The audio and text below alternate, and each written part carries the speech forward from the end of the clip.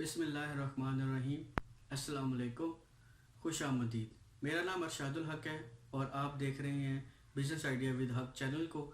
इसी के तवस्सुल से हमने ये एक सिलसिला शुरू किया कि हम फ़िश फार्मिंग पर वीडियोस बनाते चले जाएंगे और इसकी इम्पोर्टेंस और इसकी डिमांड और इसकी सप्लाई के बारे में सारी तफसीलात हम शेयर करते चले जाएंगे कि पाकिस्तान में मछली कैसे कंज्यूम की जाती है, कैसे प्रोड्यूस करना है, फार्मों की क्या लोकेशन हो। इस सिलसिले में हमने एक वीडियोस का सिलसिला बनाया। उम्मीद है आपको पसंद आएगा।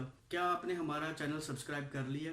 अगर नहीं किया तो सब्सक्राइब कर ले, बेल के आइकन को प्रेस कर लें और लाइक और शेयर भी किया करें ताकि इन्फॉर्मेशन आगे तक जा सके। तो आज की इस वीडियो का जो मकसद है वो हम बात करेंगे लोकेशन के बारे में। तो इसमें कुछ की पॉइंट्स हैं जो मैं आपके साथ शेयर करना चाहता हूँ, जो एक लोकेशन के बारे में या ज़मीन के इंतखाब के बारे में अहम होते हैं। इससे पहले एक चीज़ और मैं आपके साथ शेयर करता चलूँ। कुछ लोगों के जहन में आता है कि क्या मछली की इतनी पैदावार जो लोग कर रहे हैं, क्या इनको आमदन में या इनको मुनाफा भी मिल रहा है? जी बिल्कुल मिल रहा है। पाकिस्तान में, क्योंकि ये एक एग्रीकल्चर मुल्क है, तो पाकिस्तान की तकरीबन 43% से ज़्यादा आबादी की जो लेबर फोर्स है वो किस शोबे से मुंसलिक है? वो काश्तकारी के यानी एग्रीकल्चर से मुंसलिक है। ठीक है। फ़िश फार्मिंग में क्या तरक्की हुई है? फ़िश फार्मिंग में पाकिस्तान ने 480 मिलियन डॉलर की एक्सपोर्ट की है 2018 में। ठीक है। तकरीबन 10 अरब से ज़्यादा पाकिस्तान 10 अरब रुपया से ज़्यादा पाकिस्तान ने मछली एक्सपोर्ट की है और इंशाल्लाह इसके आने वाले वक्तों में डिमांड बहुत ज़्यादा हो जाएगी, खासकर चाइना की मार्केट में, यूएस की मार्केट में और साउथ कोरिया की मार्केट में। क्योंकि पाकिस्तान की सबसे ज़्यादा एक्सपोर्ट किन ममालिक में हो रही है?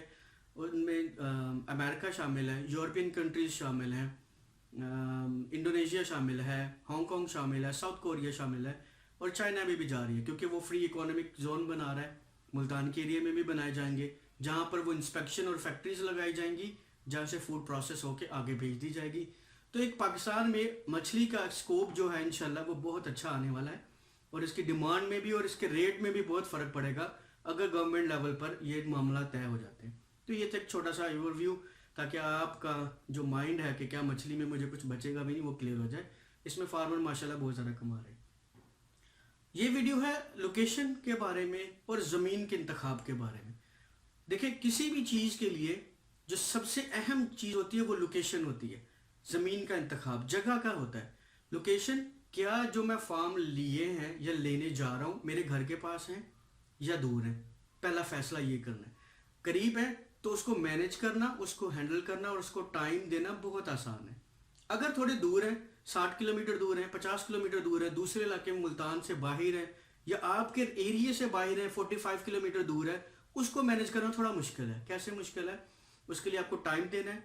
1 घंटा 1.5 घंटा तो ट्रैवलिंग का, जाने का और आने का, 2 घंटे ट्रैवलिंग के होते हैं। बाज़ लोग ट्रैवलिंग को पसंद नहीं करते, बाज़ लोग कहते हैं इट्स ओके क्योंकि हम कारोबार कर रहे हैं, चलते। अपने माइंड में ये डाल लें। उस हिसाब से आपने अपनी रूटीन सेट करनी है। आपने हफ्ते में कितने दिन जाना है लोकेशन पर, कितने दिन अपने साइट पर जाना है अपना काम देखने के लिए। ये चीज़ बहुत इंपॉर्टेंट है। आगाज़ में लोग कहते हैं नहीं मैं चला जाऊंगा, आई डोंट केयर, मुझे, क्योंकि उसने विजन बनाया तो मेरे पैसे आ जाएंगे। हमारे साथ एक रिसेंट एग्जाम्पल ऐसी हुई है कि हमारी उनसे इंगेजमेंट, उन्होंने कहा जी मैं हफ्ते में 7 दिन होते हैं, मैं 5 दिन फार्म पर जाऊँगा। अनफॉर्चुनेटली हुआ है कि वो मंथ में भी टोटल 5 दफ़ा नहीं गए। तो उसका रिजल्ट क्या होगा आप भी जानते हैं, मैं भी जानता हूँ। जब आप एक कारोबार में पैसा लगा रहे हैं, इन्वेस्ट कर रहे हैं, फिर आपके फार्म भी दूर है, आपने ये डिसीजन भी एक्सेप्ट किया मेरा फार्म दूर है, फिर भी आप उसको टाइम नहीं दे पा रहे, तो ये बहुत बड़ा सवालिया निशान है। लोकेशन कैसे सिलेक्ट की जाए, उसमें खुसूसियात क्या हों, कैसी जगह हो जिसमें मुझे ज़्यादा से ज़्यादा अर्निंग हो, सहूलियात क्या होती हैं।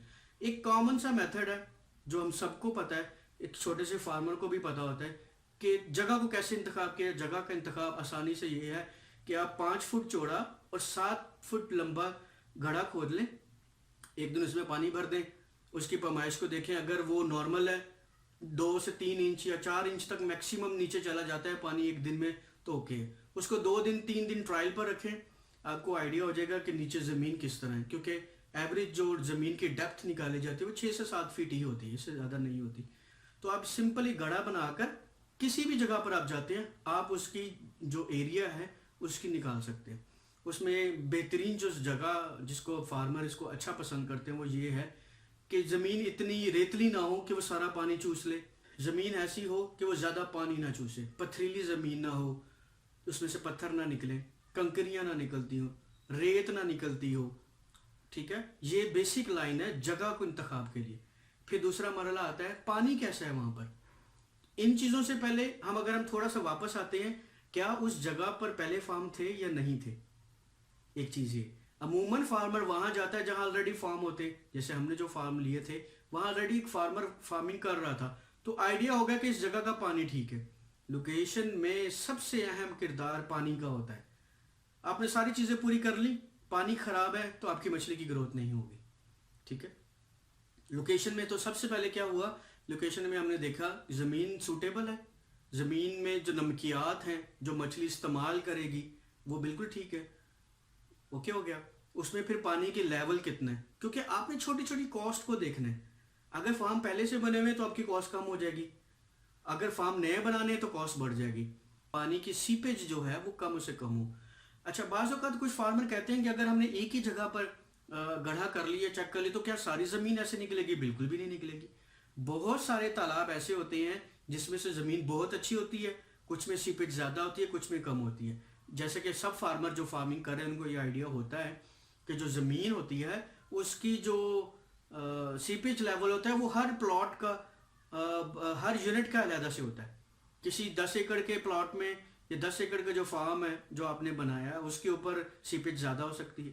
اسی کے ساتھ بالکل ڈیم آپ نے 7 ایکڑ یا 10 ایکڑ یا 12 ایکڑ کا علیحدہ سے بنایا ہے، اس میں ڈفرینٹ ہو سکتا ہے. میں یہ اتنے بڑے ایکڑز کی بات کیوں کر رہا ہوں، اس کی وجہ کیا ہے یا اس کے پیچھے لاجک کیا ہے. عموماً ریکمنڈیشن ہے جی 2 سے 3 ایکڑ کی جگہ ہو. اس کو میں نیکسٹ ویڈیو میں انشاءاللہ بڑے آسان طریقے سے ایکسپلین کروں گا.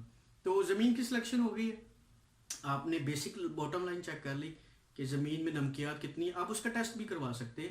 پاکستان فشریز یا پنجاب فشریز یا سندھ فشریز کے نام سے اگر آپ سرچ کریں گے تو ویب سائٹ نکل آئے گی. میں اس کا لنک اپنی ڈسکرپشن میں بھی ڈال دوں گا. آپ وہاں پر جا کر اپنی سوائل کی، اپنی مٹی کی جو ہے نا وہ سیمپلنگ کروا کر فری آف کاسٹ ہوتی ہے، وہ آپ کو بتا دیں گے کہ یہ فش فارمنگ کے لیے سوٹیبل ہے یا نان سوٹیبل ہے. اس سے بھی آئیڈیا لیا جا سکتا ہے. لیکن کامن آئیڈیا کیا ہے، ہم اس کو خود ٹیسٹ کروا لیتے ہیں، کسی پرائیویٹ لیبارٹری میں لے جاتے ہیں، فورن سے اس کو چیک کروا لیتے ہیں. اگر آلریڈی فارم بنے ہوئے تو یہ چل جائے گا. یہ ہو گیا جگہ کا انتخاب، یعنی زمین کیسی ہے. اس سے پہلے جو مرحلہ آپ نے جو پاس کرنا ہے یا جو ٹیسٹ کرنا ہے وہ لوکیشن ہے. آپ نے فارم بنائے کہاں پر ہے، کیا ٹرانسپورٹ کا آنے جانے کا مسئلہ تو نہیں وہاں پر. آپ نے جب مچھلی کی پکڑائی کرنی ہے یا گاڑیاں وہاں پر آنی ہے، کیا آنے جانے میں کوئی ایشو ہے؟ آپ کے آنے جانے کا ایشو ہے. اس چیز کو سب سے پہلے مائنڈ میں رکھنا ہے. کیا وہاں پر آبادی ہے یا نہیں ہے، کیا وہاں پر آپ کے لوگوں کو رہنے میں کوئی ایشو تو نہیں ہوگا. یہ لوکیشن میں اس کو رکھ لیں آپ کہ انتہائی اہم جو معاملہ ہے وہ لوکیشن ہے. ٹھیک ہے، کہ لوکیشن کیسی ہوگی، جو وہاں کیا آبادی پہلے رہ رہی ہے نہیں رہ رہی، لوگوں کی آمد و رفت ہے یا نہیں ہے.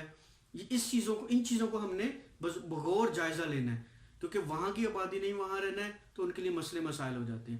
تو لوکیشن دیکھ لیا آپ نے کہ ٹھیک ہے سڑک کے قریب ہے، مین سڑک آ رہی ہے، میری ٹرانسپورٹیشن میں کوئی مسئلہ نہیں ہوگا، اتنے فارمز بنائے جائیں گے، یہ لینڈ کے ڈویژن ہوگی، اس طرح میں یہ جو ہے نا ایریا مور سوٹیبل ہے. تو یہ ہو گیا ہمارا جو لیکچر جو ہے وہ لوکیشن کے بارے میں اور زمین کی سلیکشن کے بارے میں. آگے اگلی ویڈیو میں کوشش کروں گا کہ لوکیشن کی فیزیبلٹی نکالی جائے، اور جب آپ کوئی ایریا لیتے ہیں تو اس کو ہم نے کس تناظر میں یا کس نظریے میں دیکھنا ہے کہ ہمیں وہاں پر کیا کیا چیزوں کی ضرورت ہے اور کیا چاہیے اور کیا نہیں چاہیے. امید ہے آپ سب کو ہماری ویڈیو بہت پسند آئی ہوگی. سبسکرائب، لائک، کمنٹ اور شیئر ضرور کرتے رہیے تاکہ بہت سارے لوگوں کے تک انفارمیشن جاتی رہے. جیسے آپ انٹرسٹڈ ہیں ویڈیوز دیکھنے میں، اسی طرح بہت سارے لوگ اور بھی انٹرسٹڈ ہوں گے. امید ہے ان تک بھی ویڈیو جائے گی. بہت شکریہ، والسلام، اللہ حافظ.